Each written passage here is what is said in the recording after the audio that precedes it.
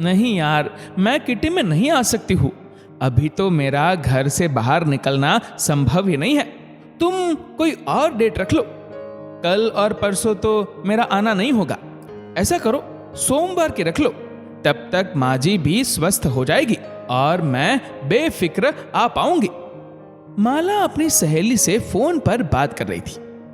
अच्छा, पर ये तो बता, तेरी सासू माँ को हुआ क्या है जो तू किटी में नहीं आ सकती? माला की सहेली ने सवाल किया। उन्हें बुखार है और मैं उन्हें इस समय अकेला छोड़कर नहीं आ सकती हूँ। माला ने चिंतित स्वर में कहा। ओ, केवल बुखार ही तो है, इसमें इतना घबराने वाली क्या बात है? फिर तेरे यहाँ तो 24 घंटे की नौकरानी रहती है, तो तू कुछ घंटे के लिए तो आ ही सकती है। सहेली ने दबाव डाला। नहीं, मैं उन्हें घर की नौकरानी के भरोसे छोड़कर नहीं आ सकती। वो घर की बड़ी है, अभय की माँ है। तू भी यार बच्चों की तरह बातें कर रही है। अरे तेरी सास ही तो है, कोई माँ तो नहीं है जो इतनी परवाह कर रही है। इन सास लोगों को तो बहाना बनाना आता है ताकि बहू कहीं बाहर घूमने फिरने नहीं चली जाए। नाटक कर रही होगी। तूने तापमान चेक किया? माला चेक कर बोली। शालू, तू ऐसी कैसी बात कर रही है? उन्हें सच में बुखार है और वो कोई नाटक नहीं कर रही है। वो सास ही सही, पर मेरी माँ समान है। ससुराल में सास ही माँ होती है। मैं उनके बारे में इस तरह की बातें नहीं सुन सकती हूँ। बड़ी है, बुजुर्ग है, उन्हें भी सार संभाल की जरूरत होती है। अब एक बात बता, तेरे बच्चे को बुखार हो और तू किटी में आ जाएगी, मजे कर पाएगी? नहीं ना। उसी तरह वो घर की प्रिय सदस्य है। वो पलंग पर बीमार है और मैं किटी में मजे कर लूं, ऐसा मुझसे तो नहीं होगा। फिर 2 साल पहले ससुर जी का देहांत हो गया है। वो एकदम अकेली है। मैं उन्हें किसके भरोसे छोड़कर आऊं? बता। तू मेरी सास के बारे में जानती क्या है?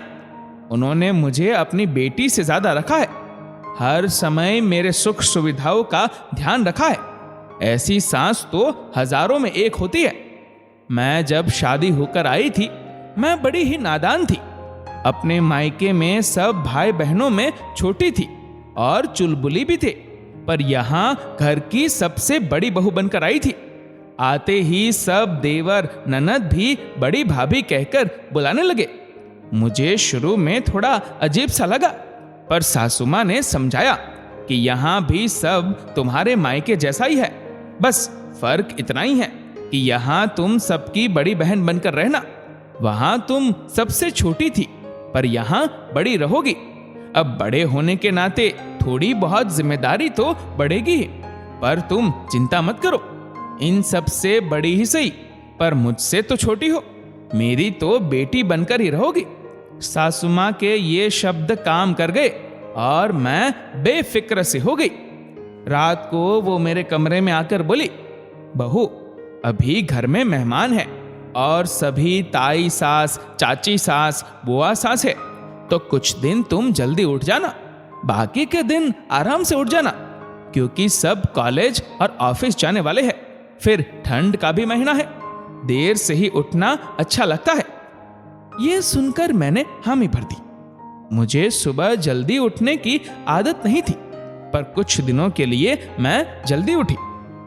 अगले दिन सासू माँ फिर मेरे कमरे में आई और बोली, बहू, ये जो तेरी ताई सास है ना, ये गांव में रहती है, पुराने रीति रिवाजों से जकड़ी हुई है, तो इन्हें बहुए साड़ी में ही पसंद है।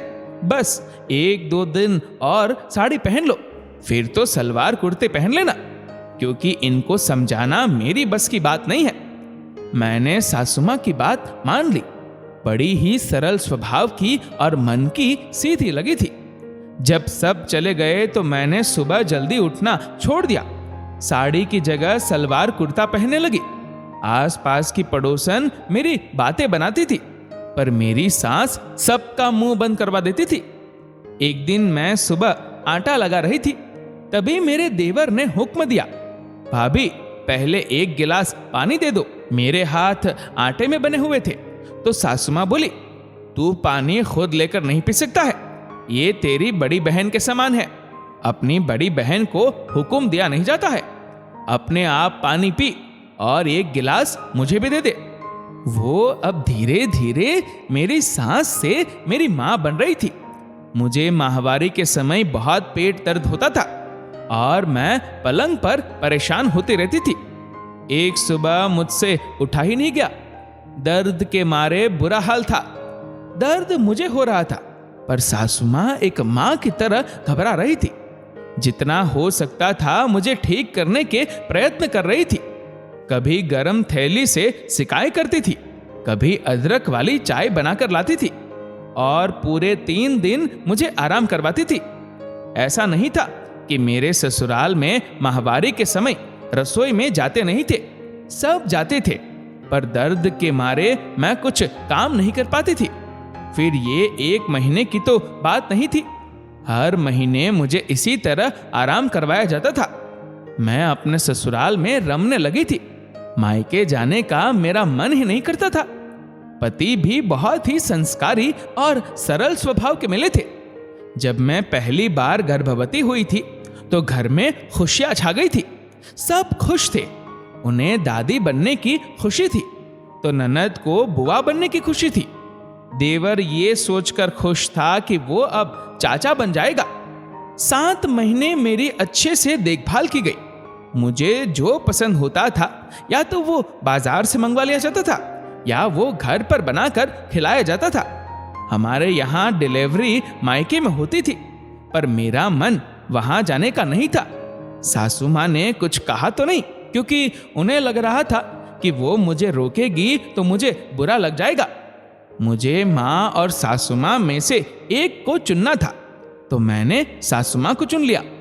वो बहुत खुश हुई, कहने लगी कि तूने मेरे मन की बात कैसे सुन ली। मुझे 9वें महीने बेटी हुई तो घर में पूजन रखवा गया। घर की देहरी पर जब मैं बिटिया को लेकर अस्पताल से आई तो मेरा भव्य स्वागत हुआ था। पहली बेटी हो गई इस बात का भी कोई ताना नहीं दिया। शालू, तू सोच भी नहीं सकती कि 1.25 महीने मेरी सासू माँ ने मेरा कितना ध्यान रखा। सारी दवाइयों के लड्डू बनाकर खिलाए, समय पर दूध फल देना, मालिश करवाई। गुड़िया का भी बहुत ध्यान रखा।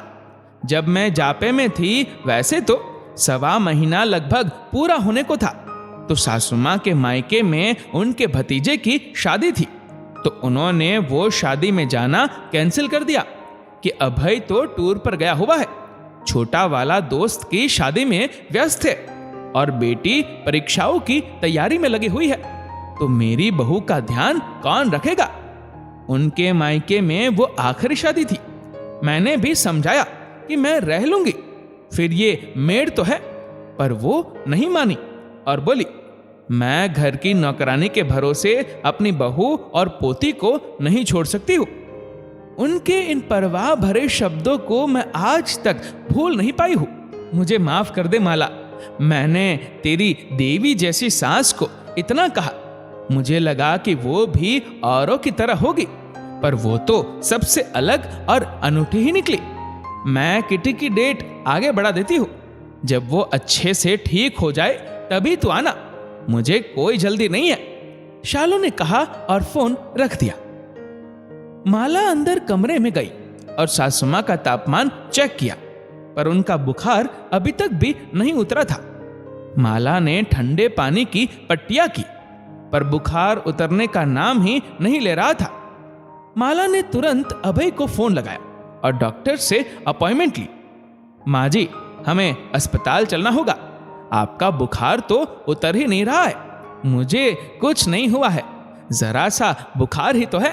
फिर जिसकी इतनी देखभाल करने वाली बहू हो, वो सास तो कभी बीमार रह ही नहीं सकती है। माँ जी, मैंने ये सेवा का भाव आपसे ही सीखा है। आपने तो मुझे हर कदम पर संभाला है और मेरी देखभाल की है। माला ने कैब बुलाई और उन्हें लेकर अस्पताल चल दी। काफी देर बाद डॉक्टर ने बुलाया और पूरी जांच की, कुछ अल्ट्रासाउंड भी करवाए और रिपोर्ट शाम तक आने को कहा। माला सासू मां को घर पर लेकर आ गई। घर पर उन्हें दवाई दी और सुला दिया। अभय आते वक्त अपनी माँ की रिपोर्ट ले आया। रिपोर्ट ठीक नहीं थी। माँ की दोनों किडनियां खराब हो चुकी है। वो ज्यादा दिनों तक अब जी नहीं पाएगी। ये क्या कह रहे हो आप? हम माँ का अच्छे से अच्छा इलाज करवाएंगे और माँ को मेरे लिए जीना होगा। अभी तो उन्हें अपने बेटे और बेटी की भी शादी करनी है। मुन्ने को भी बड़ा करना है। हम उनका किडनी ट्रांसप्लांट करवा लेंगे, सब ठीक हो जाएगा। माला ने अभय और खुद को दिलासा दिया। माला, ये इतना आसान नहीं है, बहुत खर्चीला है और हमें सही डोनर मिलना चाहिए और उसकी किडनी मैच भी तो होनी चाहिए। यह सुनकर माला सोच में पड़ गई। उसे कुछ सूझ नहीं रहा था। मां को कैसे ठीक करूं, क्या करूं? खर्च महंगा है तो कर देंगे, बस मां को बचाना बहुत जरूरी है। माला दिन रात इसी तनाव में रहने लगी। तभी उसे एक बात सूझी। उसने अभय को बताया तो वो भी चौंक गया। क्या तुम मां को अपनी एक किडनी दोगी? ये कैसे संभव है? वो किडनी मैच भी होगी या नहीं? हम लोग भी कोशिश करेंगे। वैसे इंसान एक किडनी पर भी जिंदा रह सकता है। अभय को भी उम्मीद की किरण दिखाई दी। दूसरे दिन सभी मिलकर अस्पताल पहुंच गए। वहां सबकी किडनी मैच करवाई गई। अभय और छोटे बेटे की भी मैच नहीं की और बेटी की भी मैच नहीं की। अब सबकी उम्मीदें माला पर टिक गई। माला निरंतर ईश्वर का जाप कर रही थी।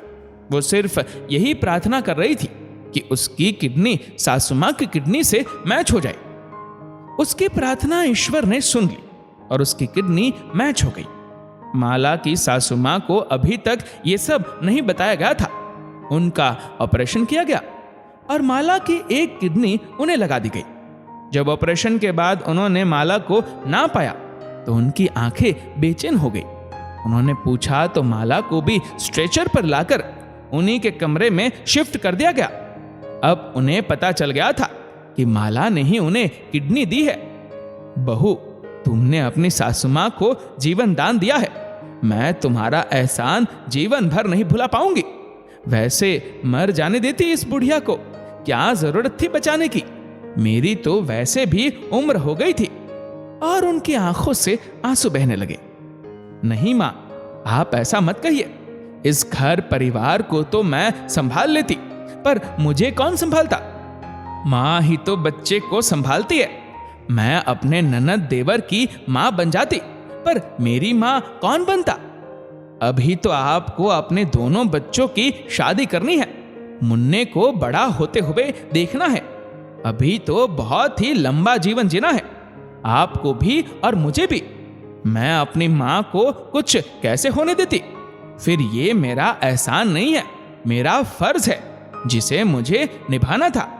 आपने एक मां बनकर मुझे सदैव संभाला और मेरी देखभाल की, तो अब मेरा भी फर्ज है कि मैं आपकी बेटी बनकर आपकी देखभाल करूं।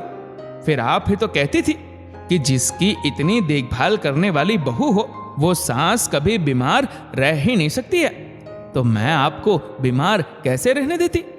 मैं आपको हमेशा स्वस्थ और खुश देखना चाहती हूँ, जैसे आपने मुझे हमेशा खुश रखा। आपने सासू मां बनकर एक मां, बड़ी बहन, सहेली सभी का फर्ज निभाया है, तो मैं भी एक बहू, एक बेटी बनकर अपने सभी फर्ज निभाना चाहती हूँ। दोनों सास बहू जल्दी ही अस्पताल से छुट्टी लेकर घर आ गई। दोनों का ऑपरेशन हुआ था। दोनों ही आराम कर रही थी। पूरा परिवार उनकी देखभाल में लगा हुआ था। दोनों दिन भर अपने जीवन की खट्टी मीठी यादें एक दूसरे को सुनाते रहती थी। सभी रिश्तेदारों और जान पहचान वालों में दोनों सास बहू का रिश्ता एक प्रेरणा बन गया था। दोस्तों, सास और बहू को सदैव साथ में रहना होता है। एक ही छत के नीचे दोनों प्यार से रहे, एक दूसरे की परेशानियों को आपस में समझे और उसे दूर करने का प्रयास करें, तो वो घर स्वर्ग बन जाता है। इस वीडियो को लेकर आपकी क्या राय है, नीचे कमेंट करके जरूर बताएगा। और अगर आपको वीडियो अच्छा लगा हो तो इस वीडियो को लाइक करेगा, शेयर करेगा ज्यादा से ज्यादा लोगों तक। और ऐसे ही और भी इंस्पिरेशनल वीडियोस के लिए सब्सक्राइब करें हमारे यूट्यूब चैनल को और फेसबुक पर फॉलो करें हमारे पेज को। धन्यवाद।